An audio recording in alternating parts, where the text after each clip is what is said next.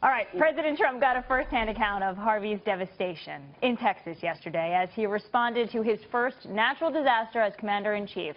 Today he heads to Missouri to push for tax reform. They want to get that done by the end of the year. Let's bring in Kristin Tate, contributor to The Hill and author of Government Gone Wild, and Democratic strategist Michael Starr Hopkins. Good to see both of you. Thanks for having us. Good to see you. Kristin, I just want to check on your family and friends in Houston. How are they doing right now?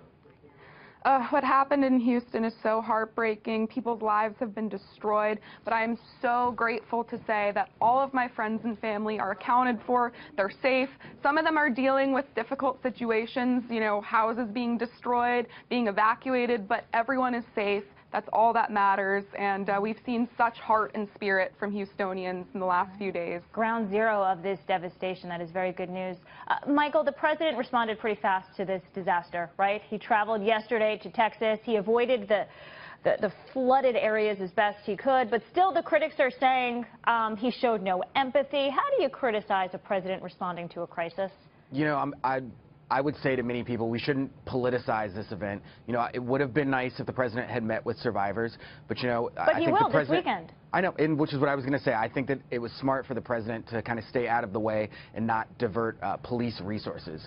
But with that said, I think that what we're seeing in Houston is exactly what we need to see: the American resolve, a unifying message. And I hope the president takes that message when he goes to Missouri and inspires the country and tries to tamper down some of the divisiveness. Kristin, do you think he'll be able to stay on message with tax reform today with Harvey in the backdrop?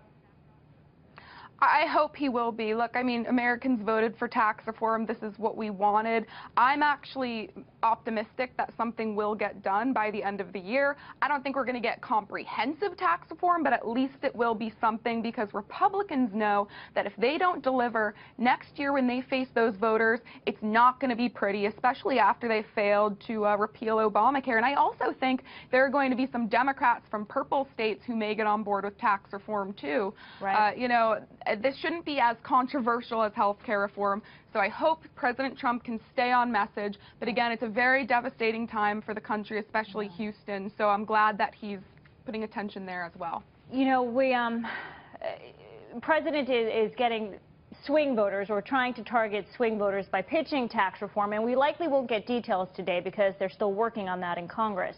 But he's pitching tax reform as a way of unrigging the economy, Michael. Do you think is that message resonating with voters? I don't think it'll resonate, at least with Democratic voters. You know, a lot of these tax breaks have been rumored to be on the back of the poor and middle class, and that's not the way to go about making sure that the economy stays rolling. That's not the way to make sure that average Americans have food on their table. So I think that if we're going to do tax cuts, it's going to have to be balanced, and we're going to have to make sure that everyone pays their fair share. Okay, and final question for you, Kristin. Going back to Harvey, you know, if you look at the 2018 budget, the president has promised big cuts to FEMA. Do you think this is going to become, you know, funding the people who need help right now? Is this going to become a political fight? You know, it might become a political fight, but at the end of the day, I got to tell you, Texans and Houston, they're very independent, hardworking people. There's a mentality down there that government is not the solution to all of their problems.